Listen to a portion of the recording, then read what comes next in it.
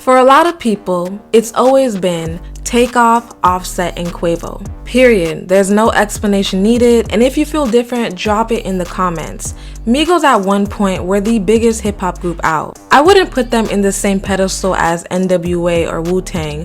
Those are truly solidified foundational groups, but Migos was absolutely influential in their era. They are easily top 10. That's something I'm not even gonna debate with you about. They had a lot of cultural impact, consistency, and they shifted the sound. The Migos mixtape era is probably one for the books. To some people, they had a better mixtape run than an album run. They blew up in the Atlanta scene off their mixtapes alone, and they came in with a sound that was just different. That triplet flow, the ad-libs, and the energy, they had something new that nobody else was really doing like that. And their chemistry as a trio was completely unmatched. They filled a lane in hip-hop that was empty for a while. There hadn't been a true group with a distinct, recognizable sound in years, and the Migos stepped into that and they owned it. They weren't just rapping, they were setting trends, shaping the wave, making music that had the clubs, the radios, and the internet on lock. Their influence alone became the modern sound of trap and mainstream hip-hop. Whether people didn't really like them, a lot of artists started imitating them. When it came to Migos and their ad-libs, nobody could touch them on that. So when you hear give him a time. You know who you're listening to. So they're legends in their own right. But like many groups, somewhere along the way, things started to fall in the way. It seemed like they faced a lot of obstacles. Was it their albums not being as good as their mixtapes? Was it their relationship drama? Was it Lear Cohen? Or was it their repetitive sound? Migos, but all them niggas sound the same.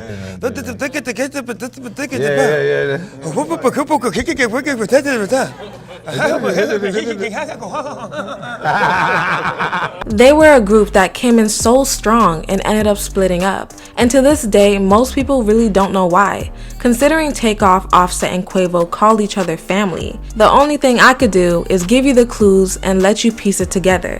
So this is Quavo's story. What it is, ho, what's up? Quavo was actually a high school quarterback and was just a few months away from graduation before he decided to drop out. From there, he started taking music more seriously with his nephew Takeoff and their close friend Offset. At first, they called themselves the Polo Club, but eventually switched to Migos. They dropped their first full-length mixtape Jug Season in 2011 and followed that up with No Label in 2012. And we can all agree, like 2010 to like 2017 was like peak music. Even at an early stage, the Migos were making a lot of noise. They were already buzzing in the Atlanta scene, pulling up to house parties all over Georgia just to perform. It wasn't glamorous, but it was a grind, and people were starting to pay attention. During this time, they were dropping mixtape after mixtape and really building that core fan base. In 2013, they officially signed to Quality Control, which was still building its own name at the time. That same year, they had their first major breakthrough with their third mixtape, YRN. That tape had some big names on it already. It had Gucci Mane, Trinidad James, Riff Raff, and Soulja Boy. They were already rubbing shoulders with industry heads. Songs like Hannah Montana and Bando were doing numbers, especially in the South, but Versace was the one that took them to the next level. Versace, I love it, Versace, the top of my Audi. When Drake hopped on the remix, that was like the skyrocket. The song was doing good alone, but we all know about Drake and his stimulus package. That cosign alone put them in a whole new league, and suddenly everybody wanted to know who the Migos were. Once Versace blew up, it became their moment. They were literally everywhere. 2013 was a great year for music because a lot of people had their own style and sound. No one sounded alike, but because the Migos were so different and unique, they got a lot of love and a lot of hate. That shit was hard. No, all that shit was hard. I was an it. early Migos hater. Oh, damn, you was. I was an early Migos See, hater. it's always, you want some bullshit, man. Nah, Nigga I was crazy. an early Migos hater. Why? Versace. You hated that shit? Their entry for me, Versace, I had their version without Drake, and then I had the version with Drake, and I was like, all right. And then we had the Drake only version. Oh, go ahead. Drake only version is crazy. Nah, don't do that to Migos on Versace. It's true, but don't do that. I was getting ready to say, we gonna tell the truth. Migos on Versace sounded just very raw Migos. And if Fight Night and all that shit came on, that was when I was in my Kid Ink era. Hard. I was in my fucking Ty Dolla Sign. What really sets Quavo apart from the rest of the group is the fact that he was already kind of the center. Like, yeah, all three of them brought something special to the table, but Quavo was really like the glue. You can't really picture the Migos without the signature ad-libs and melodic hooks. He might not be the hardest rapper at the group, Offset got the bars, and Takeoff was super underrated with his flow, but Quavo was the most memorable.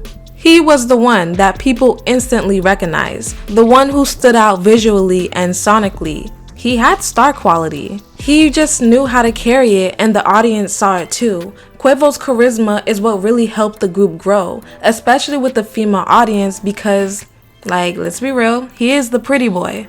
When the Migos dropped No Label 2, it's wild that that wasn't their debut album, because aside from the success of Young Rich Niggas, that was a great successor project because it was filled with bangers. It had Handsome and Wealthy, Freak No More, and Fight Night. The mixtape had classic Migo energy and drew up a lot of hype for their debut album. So when they finally announced that their official debut album was releasing, Young Rich Nation, people expected it to be a level up moment. It had big name features like Chris Brown and Young Thug, and it was supposed to be their transition into mainstream spotlight. But when it finally dropped on July 31st, 2015, it just didn't hit the same. The energy was off, the rollout was quiet, the sound felt more polished and commercial, which clashed with what made Migos Migos in the first place. It wasn't a terrible project, it just wasn't the moment fans were waiting for. The album's performance was impacted by legal issues, including Offset's incarceration during its release, which affected promotion and the group's chemistry. So Young Rich Nation underperformed, they didn't wait around, they decided, aight, let's get back in the studio. They also decided that they wanted to part ways with 300 Entertainment, aka Leor Cohen, opting to release Back to the Bando independently through Quality Control Music. Just 2 months later, on September 2015, they dropped Back to the Bando, and the title said it all. This was Migos reclaiming their sound and going back to what they do best. The tape brought us Look at My Dab, which played a significant role in popularizing the dab dance craze. Migos and their label Quality Control had grown increasingly frustrated with 300 Entertainment. The Migos felt like they were being held back both creatively and strategically. In several interviews, including a complex cover story in 2017, Coach K, which is QC's founder, explained that 300 wasn't letting them drop music at the pace that they were used to. Look at My Dab was going crazy, but because of the label politics and contract issues, they couldn't officially release it as a single or capitalize on the wave. Offset even stated 300 was the biggest hurdle. They tried to hold us against our will. Migos dropped Bad and Bougie in late 2016. At first it caught on really slowly. Then it went crazy when Donald Glover shouted it out during the Golden Globes in 2017. I want to thank the Migos, not for being in the show, but for making Bad and Bougie. Like, that's the best song ever. The song instantly shot up to #1 on the Billboard 100, making it the Migos' first ever chart-topping single and a full circle moment. It went viral, had memes everywhere, and took over the clubs and the radio. This wasn't just another street hit, it was a global song. Then came the Culture album in early 2017, which debuted at #1. The album marked their official crossover into mainstream superstardom, from T-Shirt to Slippery. The entire project had a lot of mass appeal, and once there was no doubt that these guys were stars, Quavo officially started stepping into his own. Offset was getting a lot of buzz with his relationship with Cardi, and Quavo just started capitalizing off his melodic hooks. He became that go-to guy. He started popping up on the biggest tracks outside of the Migos, like Congratulations with Post Malone, which became an anthem and went multi-platinum.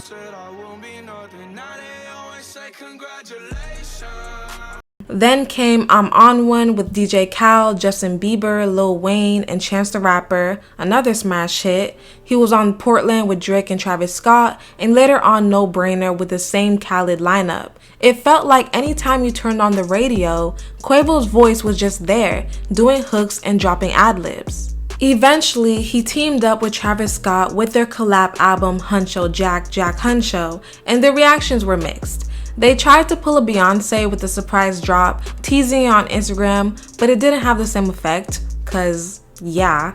Some people loved it, and some people felt like it was mid-poo-poo, but it did show just how far Quavo had leveled up in the game. Quavo was beginning to cross over on his own without his members, and he was succeeding. In 2018, Quavo dropped his debut solo album, Quavo Huncho. This was the moment that he really tried to step out of the group's shadow and prove that he could carry on a full-length project on his own. The album had features from Drake, Cardi, Travis Scott, Kid Cudi, and Madonna. Yes, Madonna. It debuted at number 2 on the Billboard 200, so numbers-wise, it did well, but critically, again, it was mixed. His singles, Lamb Talk and Working Me, did fairly well, but the album in general wasn't the people's favorite. The most forgotten part of the album was Quavo's diss to Nicki, which a lot of people were confused by. In 2017, Migos dropped Motorsport featuring Nicki Minaj and Cardi B, and what seemed like a simple collab was a driving point to huge headlines and a rap beef, and it turned into a cold war between Nicki, Cardi, and Quavo. Nicki later explained that she was asked to be on the track first and then Cardi was added later. But when rumors started flying that Nicki didn't want to be on the track with Cardi or that she was sneak dissing Cardi, Quavo didn't publicly defend her, even though, according to Nicki, he knew the truth. He was the one that helped orchestrate it and basically left her hanging when she started to look like the bad guy. Quavo, and I said, hey, just, could you back me up on this? Because, I don't want people to think I'm lying. What do I have to lie about? And he didn't back me up. And, he texted me. He was like, I would go on Twitter and back you up if you were my girl. LOL. And that hurt because he's somebody, like, I love him, And Quavo and Nicki are very familiar with each other. They did the song She for Keeps for the Quality Control album, and rumor has it they started dating, with Quavo buying Nicki gifts.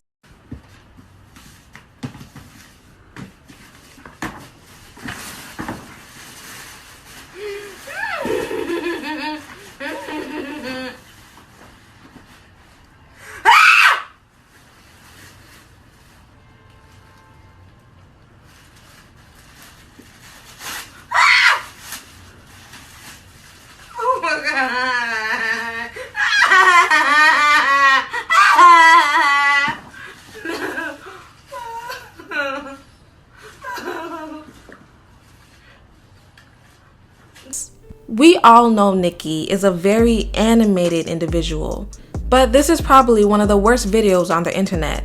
So obviously, Nicki and Quavo are beefing. So Nicki makes this parody song name-dropping rappers. Yo, somebody go and make sure Karuchi okay though. I heard she think I'm trying to get a coochie to Quavo. So Quavo retaliates by dropping Huncho Dreams dissing Nicki, saying that he skied on her face. He followed this up during a launch party by hiring someone to impersonate Nicki's Chanel bag video.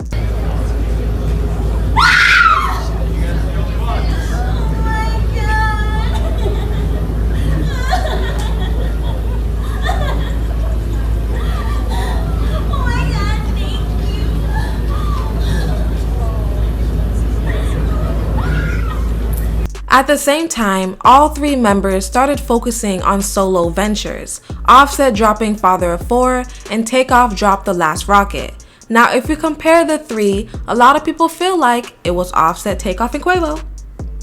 I'm just saying, Quavo's album was apparently the least favorable. Quavo eventually finding a new love interest in Saweetie, a very good-looking couple that unfortunately did not last that long. Their relationship played a huge role in elevating both their brands. Saweetie was starting to gain traction with music. Songs like My Type and Tap In were taking off, but honestly, it was more so her brand that carried her further. Their chemistry made them one of the most talked about couples at the time.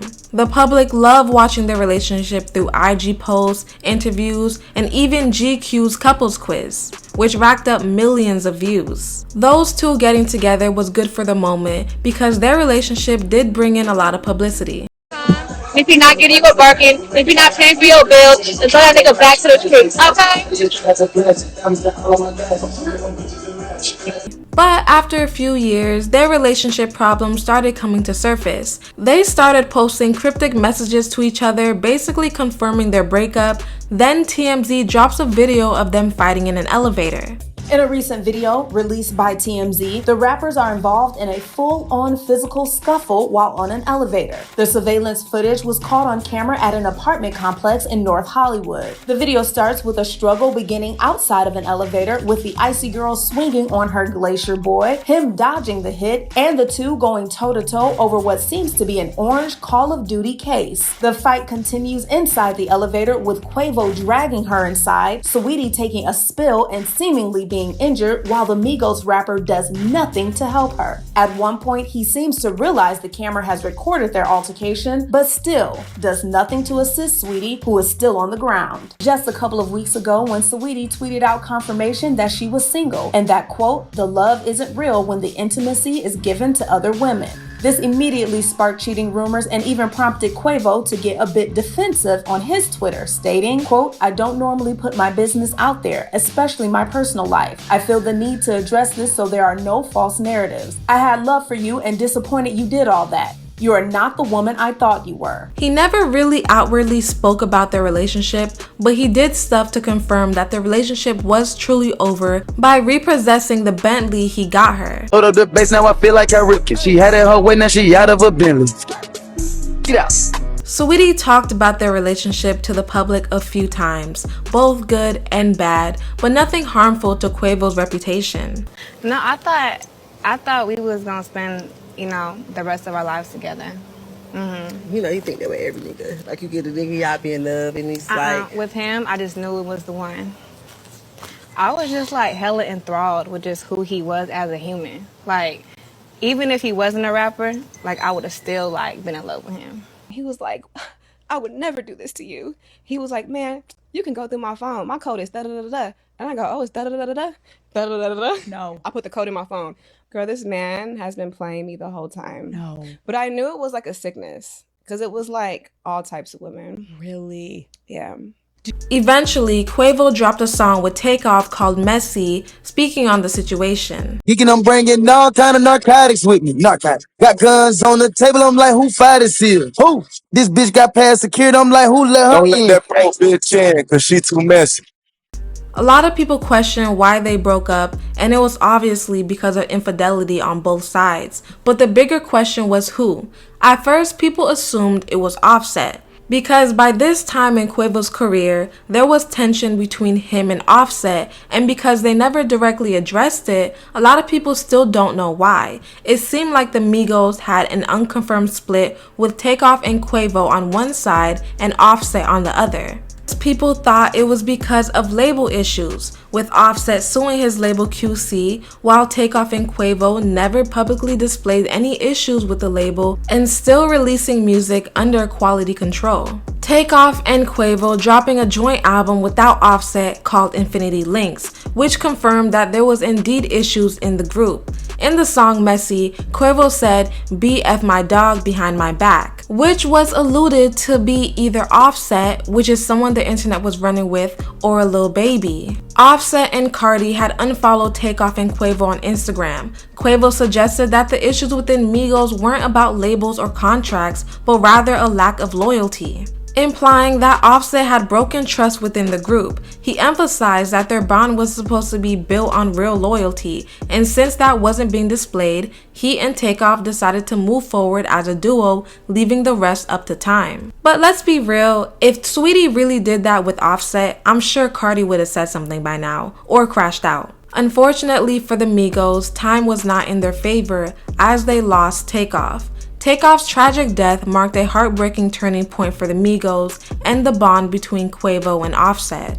Takeoff was fatally shot outside a Houston bowling alley during a dice game gone wrong. He wasn't involved in the argument that led to the violence, he was simply caught in the crossfire. Quavo, who was playing dice, ended up getting into an argument which led to shots being fired. Takeoff was not involved in the argument from what people have said. He was a naturally very quiet person who didn't involve himself in anything. He had a very laid-back character, so when he faced the consequences of something that didn't involve him, it hurt a lot of people, including Quavo and Offset. In just the last few hours, Patrick Clark, the man accused of killing Migos rapper Takeoff, has been indicted by a Harris County grand jury on murder charges. That's according to the Harris County District Attorney. Now, Clark was arrested for the murder in connection with Takeoff's death. Unfortunately, Takeoff's death didn't help Quavo and Offset reconcile. At the 2023 Grammys, tensions were high between the two and a fight erupted backstage. It's still kinda unclear why they had an argument. It was allegedly because Quavo refused to let Offset participate in the tribute performance. Enter Cardi B. Both of y'all wrong. Both of y'all. This is not right. Now, go. This is your business. So what went down? It appears tensions boiled over between the remaining members of Migos, Cardi's husband Offset and his cousin Quavo. I heard you back here settling some stuff. The only thing I settled was my outfit, honey. The two reportedly got into a physical fight. Offset upset because he felt Quavo blocked him from performing for Takeoff's In Memoriam tribute. Today, Offset denied the fight on Twitter. How important was it to be here tonight to perform? Very important. Long live Takeoff. In the aftermath of Takeoff's death, Quavo channeled his grief into advocacy against gun violence, launching the Rocket Power Foundation and committing $2 million towards community violence intervention and after-school programs. He was also supporting Kamala Harris during her campaign speaking against gun violence. Why did you make the decision that you wanted to speak up now? It's a lot of people that's going through gun violence, especially in my community, in my culture, but at the same time, artists. I'm a survivor. I was there, so at the same time, it could have been both of us gone. We joined the Grammy-nominated artist as he traveled to Washington looking to turn his grief into action. We live at the White House. Meeting with Vice President Kamala Harris. I want my nephew's life to mean a lot. Now we're going to change it from guns into laws. What do you think Takeoff would think about the work that you're doing now? He'll most definitely be proud of me. And I just know he ain't gonna never believe my side, so it's a tough thing knowing that we separated and knowing I'm not gonna see him again on this earth, but it's cool. And I know he's proud of me. 2024 was the year of a rap beef overload. Drake and Kendrick beef was so big that everything else got buried under the table, even Quavo and Chris Brown's beef. Like, under normal circumstances, Chris's diss track would have had the whole internet in shambles. The man's diss was ruthless. Kendrick dropped back-to-back nukes on Drake, and suddenly nobody was checking for Chris versus Quavo. The timing was wild. Chris delivered a cutthroat diss, but it got lost in the echo chamber of Kendrick's lyrical assault. If it hadn't been for the Kendrick versus Drake saga sucking up all the oxygen in the room, Chris's diss would have easily been the most talked about moment in hip-hop for weeks. I'm not even gonna lie, when I saw Quavo and Chris trending on Twitter, I literally thought it was fake.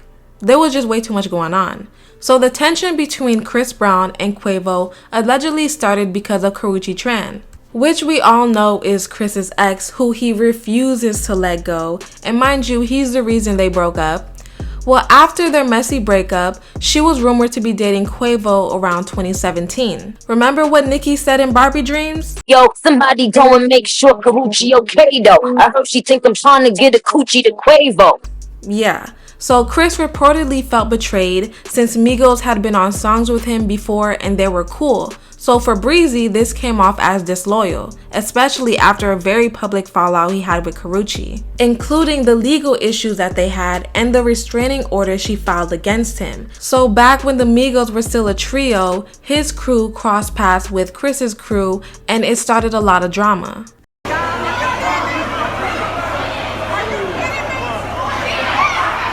Oh, they about to pump. Since then, Chris and Quavo have been throwing shit at each other for years, with no intention on squashing the beef.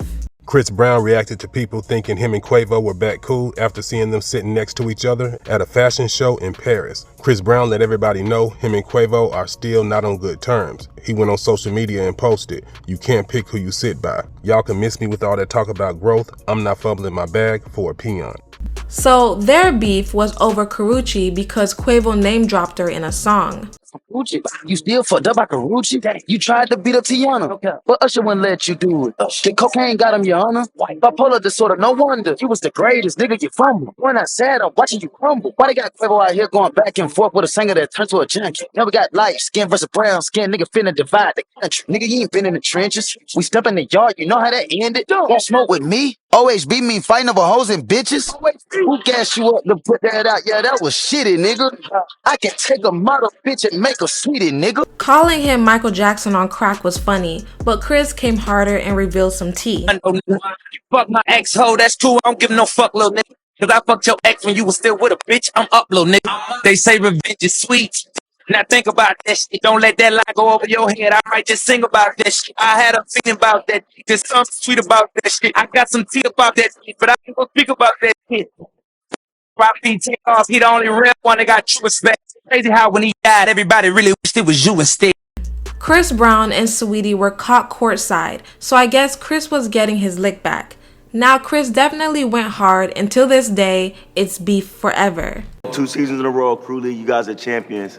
You know, I heard y'all call out some people last year. Yeah, he was scared. Quavo. Who scared? Quavo, bring your out of here again. I said it twice. Second time. Second time. As for Offset and Quavo, they have slightly put their beef aside here and there. I think they're somewhat cool one moment, somewhat not cool the next moment. But they have came together and put aside their differences when they did the tribute performance for BET. But overall, everything is still up in the air for the two. Quavo was definitely the star of the Migos with the most recognizable ad-libs, the flashiest style, and being the face of the group. Sonically, he did help define an entire era of trap music with his melodies and catchy hooks. His voice became a staple in hip-hop, not just for the group records, but also features across the industry. When it comes to a long-term impact outside the trio, Quavo's solo career never quite matched the cultural weight of the Migos as a unit. The chemistry he had with Takeoff and Offset was lightning in a bottle. But you guys let me know what you think about Quavo down below and the Migos' impact. Make sure you comment, like, and subscribe. Toodles!